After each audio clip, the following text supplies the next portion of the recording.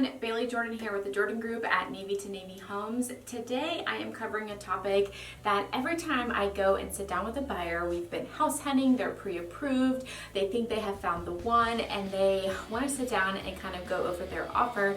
And in a market, sometimes when there is competitiveness, or if the home is priced right, maybe it's priced slightly below market because the sellers are in a hurry, there's a sense of urgency, we may be up against multiple offers. They ask me, Bailey, what makes an offer competitive, or what are the factors that go into making a strong offer? And so today I kind of wanted to dive into the factors that make a good, clean offer, and how you can best put your best foot forward when you are submitting an offer. So first up, of course, this is going to vary by, mutual needs. And what I mean by that is you could maybe work on a closing that could happen in 25 to 30 days, but maybe the seller actually really does want a 60-day contract. And so this is when the role of your real estate agent should contact the listing agent, the person who is representing the seller, and find out what their needs are. And based on how they respond, that's what you need to do. So if the seller says, we have got to get out of here, we're moving out of state, we have somewhere to go, we really need this house to be closed in 30 days, my recommendation would be to put a closing date of anywhere between 25 and 30 days to most appeal to that seller. So ultimately, a quick close. Number two, a strong binder, or also in some states it's called earnest money deposit. There is various terms, but ultimately that is the money that is due after the seller signed on the dotted line, you are fully executed under contract, and you need to submit these funds to the title company or closing attorney who is handling the closing. In my area, 1% is pretty standard. So if you were buying a $500,000 home, a $5,000 binder would be what I would typically write into that contract. But of course, it is negotiable, and if you are trying to show and impress that seller, you would likely want to do more.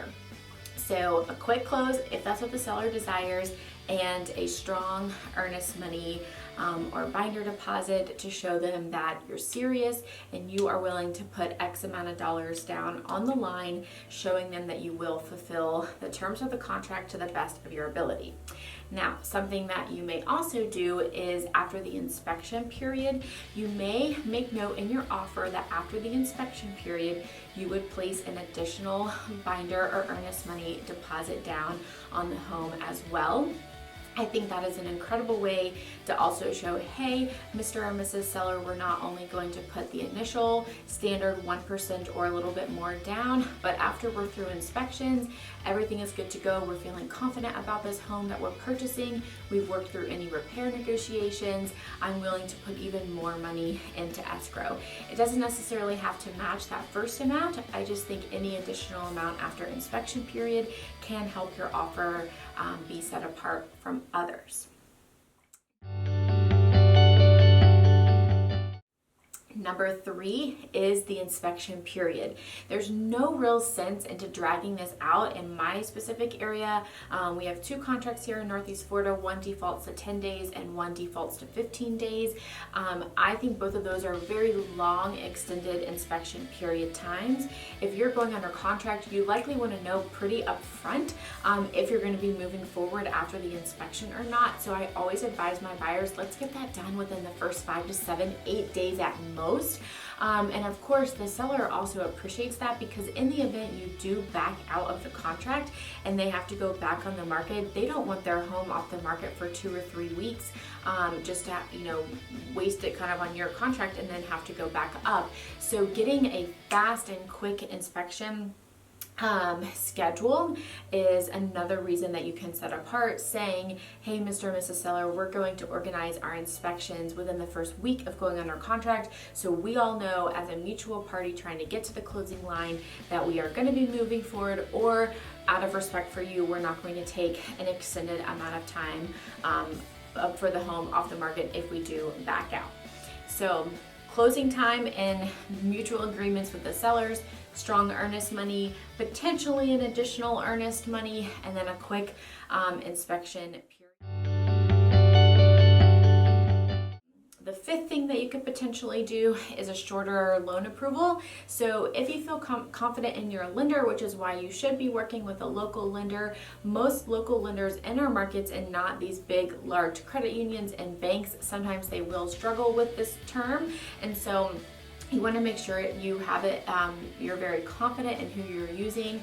But say you're going for that 30-day closing, you may write into the contract that you will have loan approval by day 20 or 25, and that way pretty much everything with the loan process is squared away, done, and everyone can kind of breathe a sigh of relief after that loan approval is done, and we're all kind of just waiting to cross that finish line, waiting for a title to kind of wrap up, maybe finalize those last few repairs.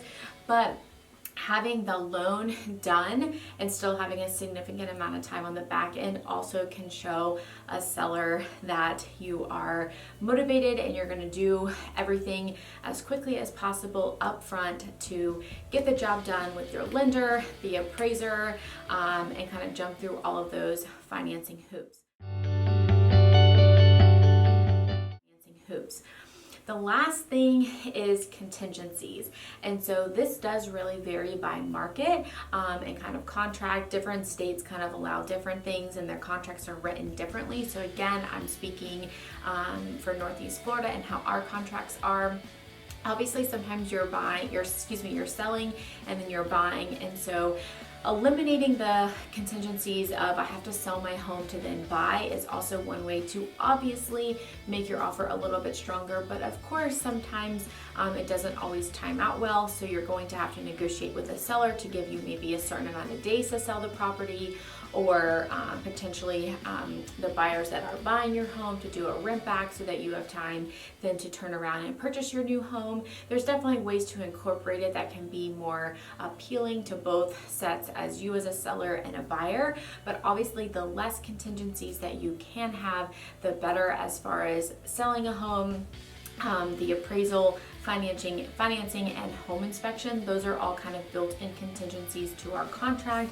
And so the less you kind of have to say, yes, yes, yes, I want to meet all of these things, it kind of makes your offer overall more appealing. But those are some ways that I recommend or I give my buyers those kind of tips that to say, hey, do you want to incorporate any of these into your offer so that we can kind of set apart ourselves from another offer.